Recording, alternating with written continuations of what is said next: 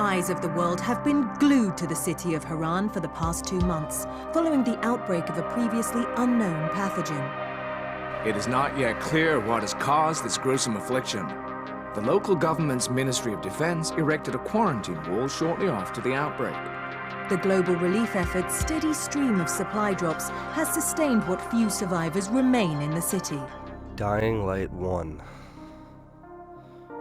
A legendary game, an iconic zombie game that will probably always be remembered as one of the first few.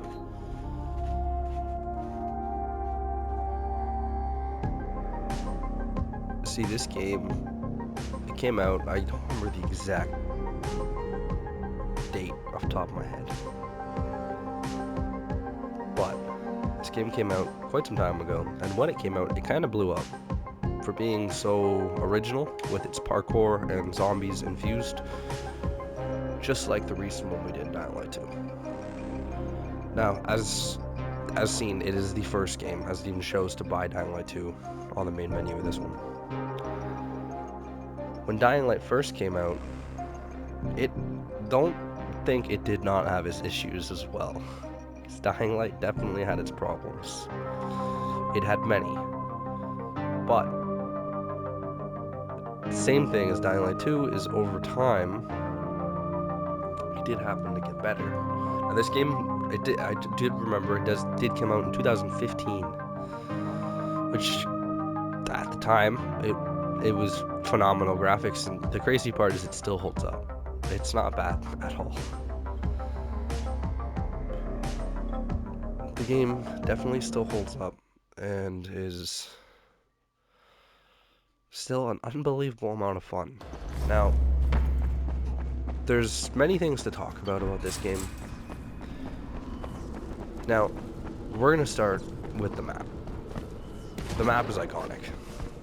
Slums, and then Old Town, the other map, which we will get to. I'll showcase some of that in this video. The map is definitely iconic. It is an iconic map that people will always remember. There's a reason why people are trying to recreate it in Dying Light 2 in the new community map menu. It's not being recreated for no reason.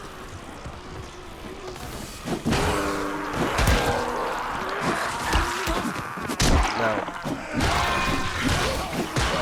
this map is definitely not a bad map in any way.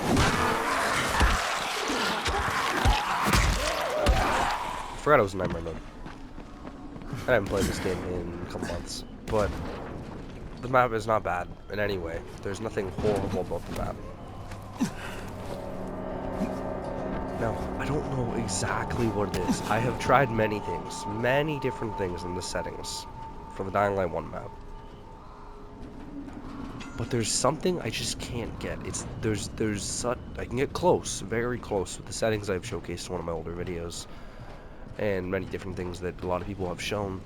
I can get close, but it's really hard to get the feeling, the actual feeling of horror and just dread you get from playing Dying Light 1 in Dying Light 2, and I don't know completely why.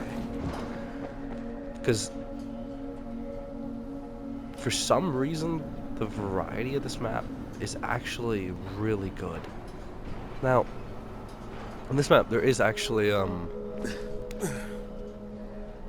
it has what you would call, it's got good terrain. Like, the terrain actually levels up, like it goes down and up over and throughout the map. The map's not actually that big either. And realistically, there's not that many phenomenal things about the map. But for some, like that I can actually name right off the top of my head. But for some reason, it is so iconic. And it just feels like so much more fun to play on, in my opinion. I mean, I'm not bored of it still. I still enjoy this map, and I don't completely get why. It's just so enjoyable. And due to that, this map being as good as it is, it helps in the rating of this game. Now, the one thing that does assist on it being the terrifying feeling is the whole zombie system in this game. It's the same as Dying Light 2, but if not less detailed, because you know, less gore and less graphics and all that. But somehow, I don't know why, but they feel more fun to just attack. Like, just going like this, it feels so much more fun. And it helps that we have guns. Guns are always fun. I understand what they're trying to do by not having guns. It makes sense. But the guns just make the guns make the game so fun. And without guns, it just feels kind of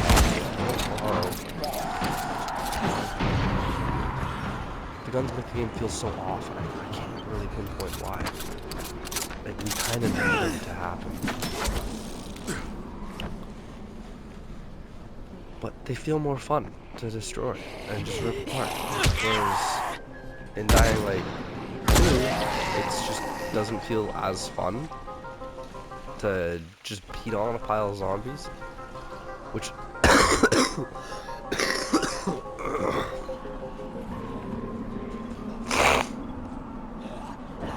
which is very unfortunate.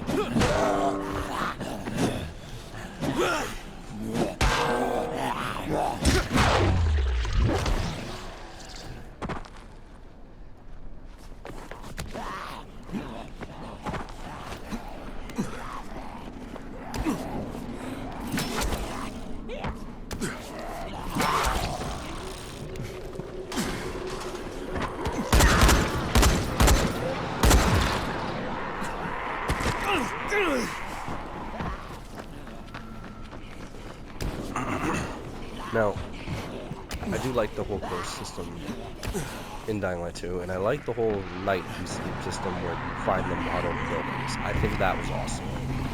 I wish that was in this game. I like how there's a lot more buildings you can explore and actually go inside Dying Light 2. So, the zombies in this one, they're about the same. Minus a couple graphic things and maybe less detail on the gore and all that. But they're about the same, realistically. They have the same horror to them, the same everything. That's the regular zombies. The volatiles, in my opinion, are so much more terrifying to see. They have a scarier look. Like all the gore hanging off them and stuff. And it took forever for us to actually get normal volatiles in Dying Light 2. It finally happened now. Now, are they as good as the ones in this game? I'm not going to say they're as good, but they're not bad now. They have definitely improved. The volatiles in this game give so much fear, man. The ones in you could argue that the ones in this game are easier to kill, but yet somehow they give so much more fear when you come across a group of them at nighttime. Now, if you're playing a nightmare mode, they're still not easy, but the fear those things give off is crazy. It's such an adrenaline rush running through this map at nighttime. So that is definitely a big increasing point for it.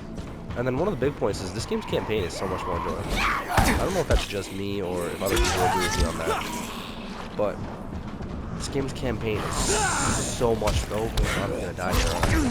Yep. This game's campaign is so. Yeah, we're in nightmare mode. I just lost a bunch of points. Yeah, that sucks. I didn't really give a shit about Aiden's character. That's just how it is. It didn't really make me like him enough. Like, it was okay. There was some cool points in it. I liked some characters. Like, I thought Hacken was cool. I thought he was funny. There was some things about it that were cool, and I liked how the way that you can change them a bit from choices. But it wasn't. You didn't feel connected to it. This game, you feel connected to. Once you've done and I'm not even saying it's the best campaign ever. No, there's a million games with way better campaigns than this one. But at the end, you actually kind of feel for Aiden. Not Aiden. Kyle Kane. He's an iconic character. That's the thing. A lot of things in this game have become iconic, which says something. If everything about the game is iconic, then it clearly isn't a bad game. Now,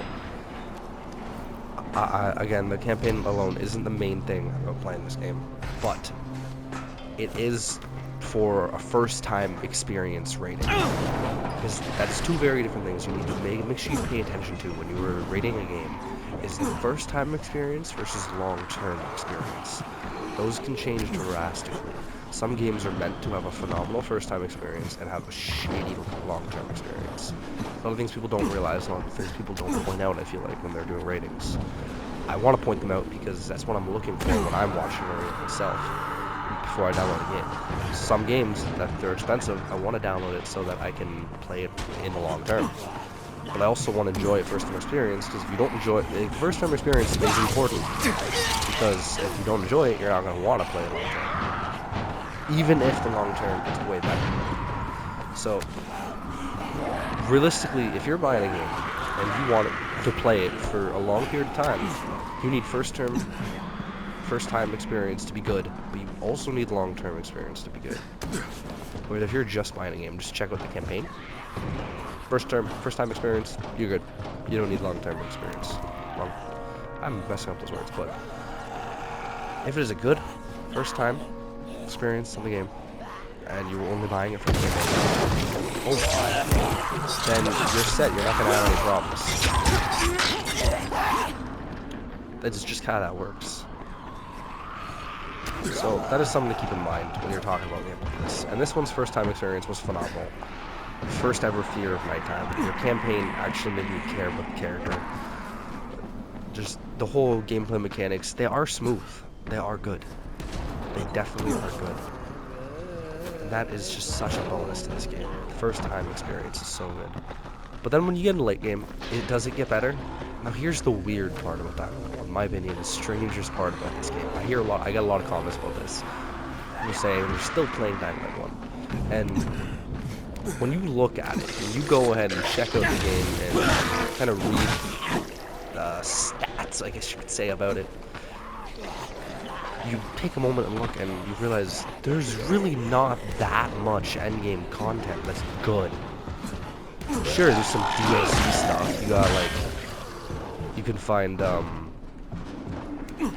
like, actual endgame content. Like, there's some DLC things, like the prison.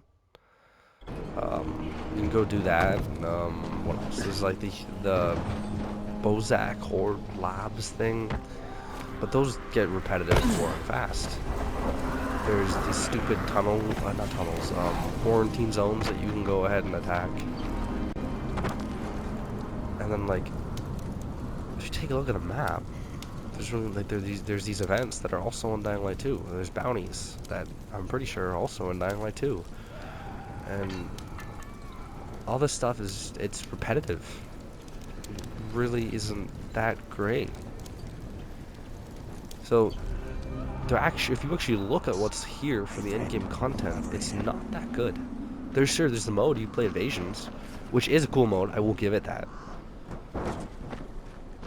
And then, if that's the case, then why is it people are still playing Dying Light 1? When, realistically, if you look at the endgame content, there isn't that much. Why do people still play it? What makes it fun in the long term? Well, this is one of those rare, unique cases where there isn't that much actual bonuses about long term, and actual things that help make it good in the long term, but it is due to just the sheer variety and gameplay itself. The gameplay in this game, you could argue that it's smoother, and as I've said, it's scarier. When it's scarier, it gives you more adrenaline, that makes you enjoy it more. So you could argue that its gameplay is better. You enjoy killing the zombies more, and you enjoy running around the maps more. And I mean maps, I think all the maps were good. The Following, Old Town, and this map. Whereas Dying Light 2, you got Fisheye or Central Loop or whatever. And then you have you can forget the Bazaar area. I forget the actual name of it. See, that's how forgettable it is. Now, that's it though. And they both feel like the same thing. Just one feels like it has skyscrapers and one doesn't. It doesn't. Like the map makes such a big deal in the long term because you actually find this one more fun because of the variety that you come across when playing. There's areas you can go to that are famous, like the bridge, which are just great. So, we talked about pretty much all the main things about this game and what makes it better. All the features this game has how everything works.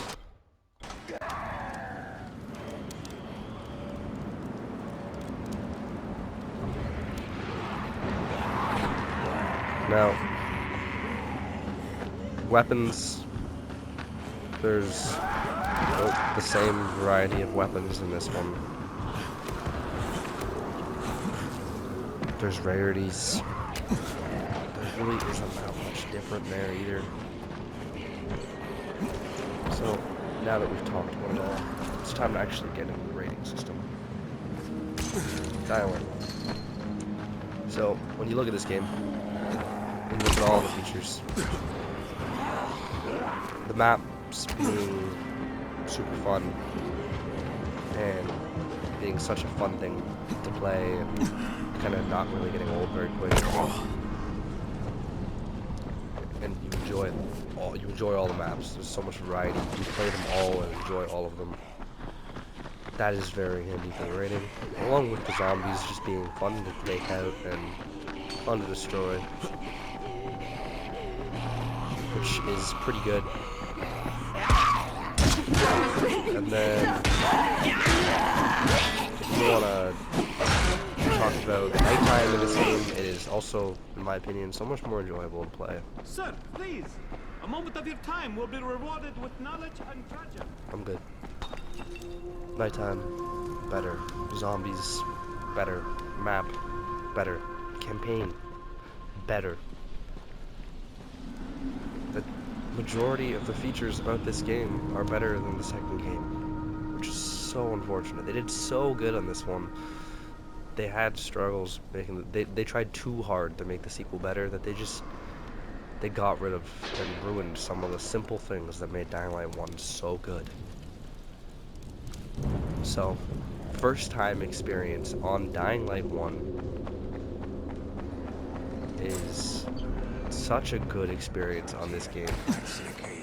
And the first time experience in Dying Light 2 was also good because you were looking to want to play Dying Light again, and it can be quite enjoyable because of that. But where Dying Light 2 kind of drops off, the long-term experience we talked about, you get so sick of the game once you're done with it. Whereas this game, it doesn't really drop off by much.